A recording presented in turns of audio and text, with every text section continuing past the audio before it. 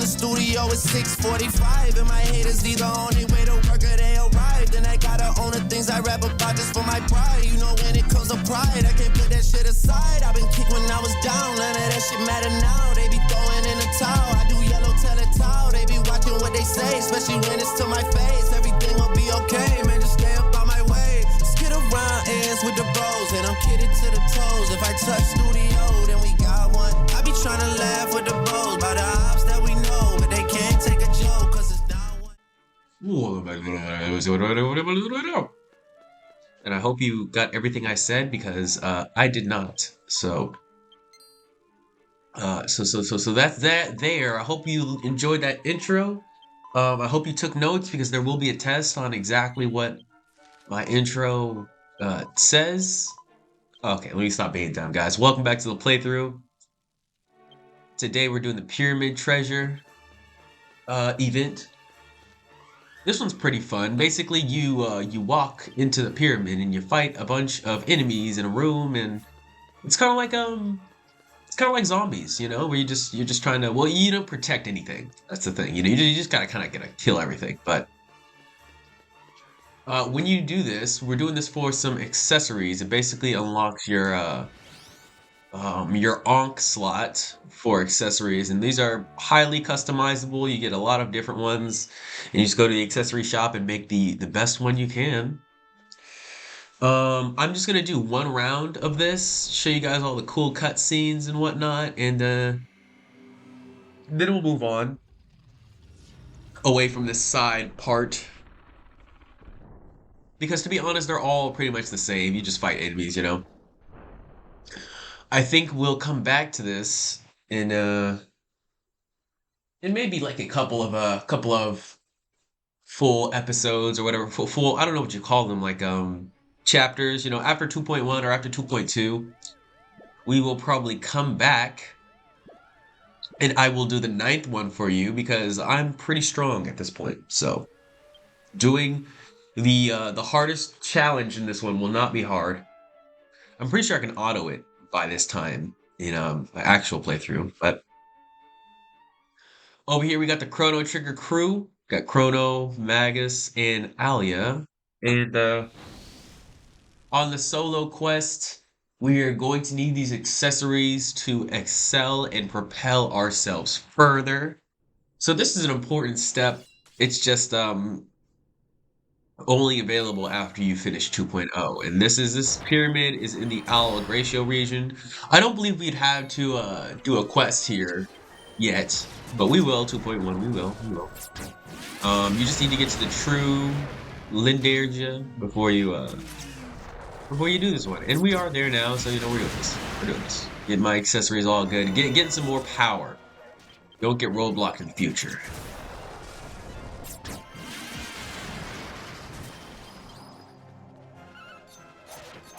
So today on the docket list for what I'm teaching you guys is we're going to talk a little bit about one of my favorite skills that I like to utilize and grow, and that is the skill of storytelling.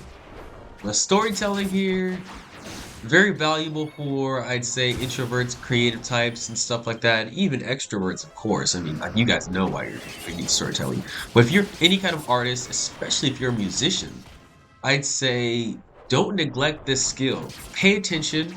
You know, get a little pen and pad. And I know all my writers, all my, visual artists already know this, but a lot of musicians really neglect this skill. So I really want to drive this point home that storytelling will be the way to unlock your future and get you where you want to be in the music industry.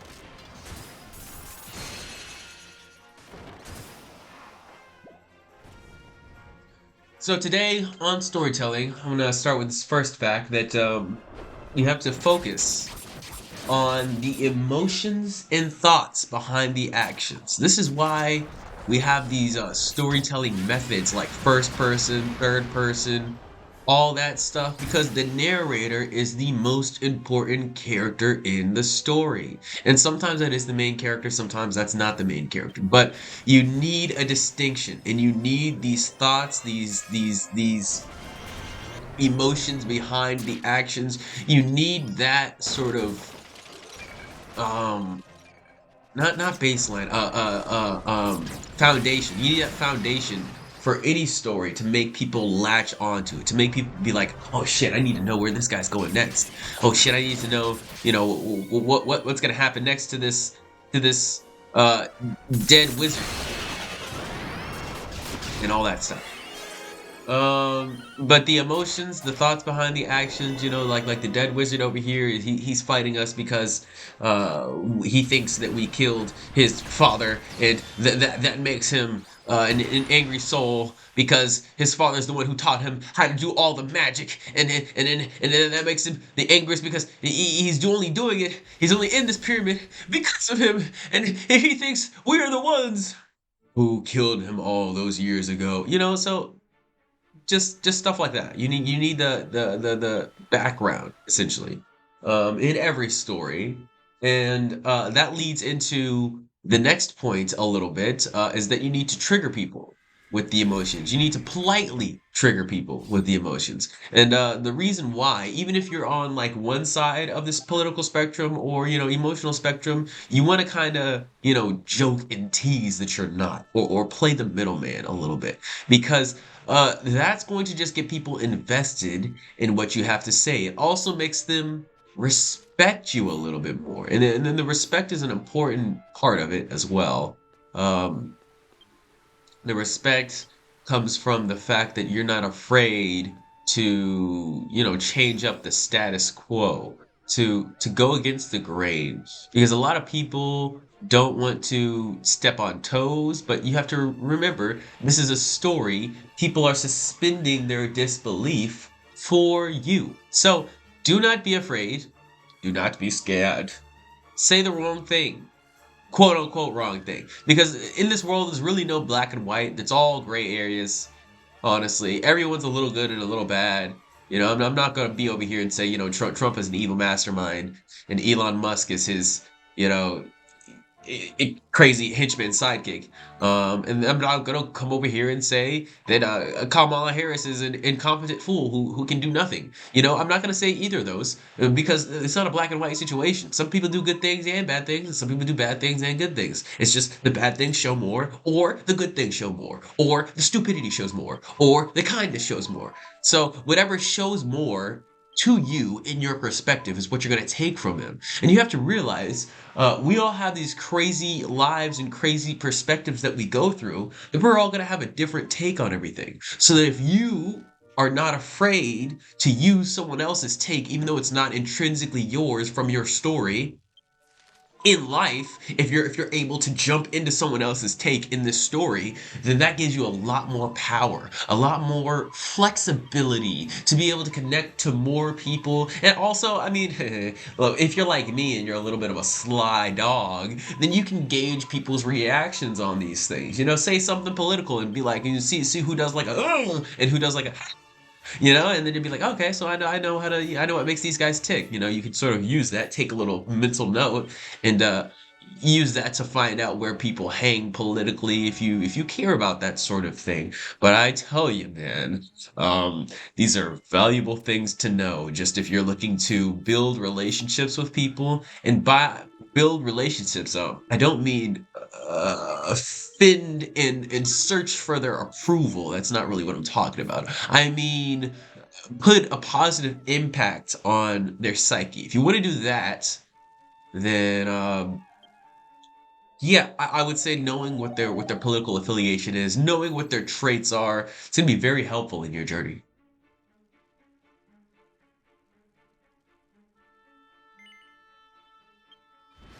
So, a couple more things we got here as far as storytelling. These are some methods to get parts of your story down. Now we've stopped at the beginning, right? We've had our beginning of the story with the crazy guy with the cane, and you killed my father. But here we go with the certain pieces, the certain aspects of the story that really make it pop, right? So first here we have the reverse flex.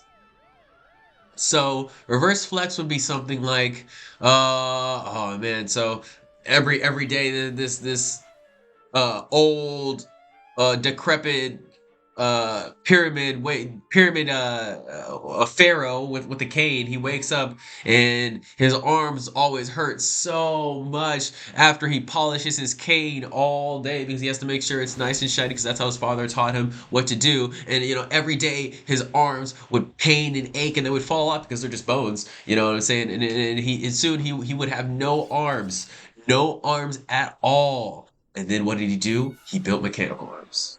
He built mechanical arms with his fucking feet because he's a G, bro. And he knows how to do all this shit. And he's a technological genius and whatever. But you guys get it. Reverse flex, you have to start out with something, start with a huge problem, start out with a huge pain area, and flip it around at the end of the story, at the end of the tale, to make you seem like a badass. The reverse flex always makes it good because it makes it seem relatable, and then it makes you like not trying to be cool, and then it sets you apart from everyone else because no one really talks about their falls or their faults, their balls, their cults. Nobody talks about that shit. Let's be real, guys. Well, when was the last time you heard someone brag about themselves and then you didn't come back with a brag yourself? You just said, "Oh yeah, that's cool." You just moved on. You congratulated them and you moved on. That's the thing. That's human nature. People don't talk about their falls or their faults a lot of times, especially if it's in the past and it's something they couldn't change or make better. And people usually like to jump in when people are praising themselves with a little bit of praise themselves so they can feel the bask in the warm glow. You know what I'm saying? It's like pissing on yourself. They're like, oh man, he's pissing on himself. I want to piss on myself. It's like that. Because you can see it, but you can't feel the warmth. And last but not least, for the reverse flex, it makes the lesson hit harder. It makes the lesson hit like a ton of bricks, man. If you go through the process of why you went there and how hard it was to get there and all the stresses and stuff you went through, then people are gonna be like, wait, I could do that. I've been there before. And makes the lesson hit harder because they realize that no one's perfect and everyone goes through those times. Everyone's these flawed, helpless creatures trying to find their way, make their way downtown. So remember the reverse flex next time you are in your storytelling process. Never forget the reverse flex.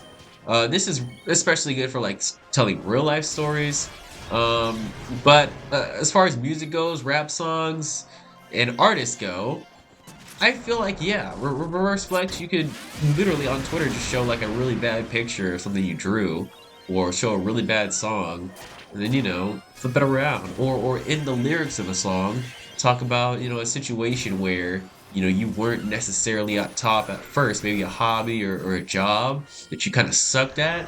And you can just flip that around with a reverse flex and be like, and look where I came now. Like, I don't need that shit no more because I'm so fucking good.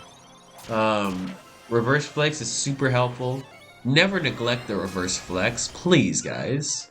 And for my last one, it's a little bit of a random one, but you guys may have heard this a little bit earlier in the story when I was talking about the evil wizard before.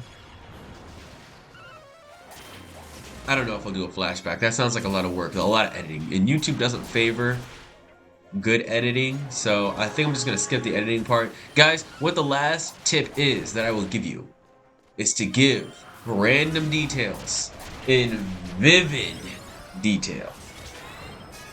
I guess I shouldn't have used detail twice in my notes, but you get what I'm saying. Random things in your story, you have to pick them out and describe them fully. Now, what this does psychologically is it puts them in the room. It puts them in the place. Like, for example, I want you guys to be in the room with me right now. So I'm going to say, oh shit, there's my mic right here, my Blue Yeti sitting here. And it's got the gray and white mic stand, as well as a little black sock on top of it. Got a couple of dust bunnies on top that I got to pick off, but I don't want to pick off right now because the mic is actually on and I don't want to disturb it. Don't want to tap it too much. My sock pop filters on top of the mic with my speaker right behind it, looking very shiny, very bright in the light of the room, which is a light orange. Got the light orange soft spot peeking in right there. Very beautiful, very nice. As you can see, guys, I'm not the best at describing the vivid details, but you get better in time. Right? And if that didn't put you in the room, then I have work to do. But you see what I mean? Like, even that little tiny little description of a microphone and the light shining on it and the dust bunnies or whatever, that kind of puts you a little somewhere in there because just intrinsically your imagination goes off and you sort of you find things that pop in your head and you can sort of picture yourself there. So guys, those are my storytelling tips and tricks. I hope you guys have a wonderful day. Remember, be the best storyteller you can, and no one can stop you. Okay, Pyramid Treasure, Magic Koopa Mark, I'm out!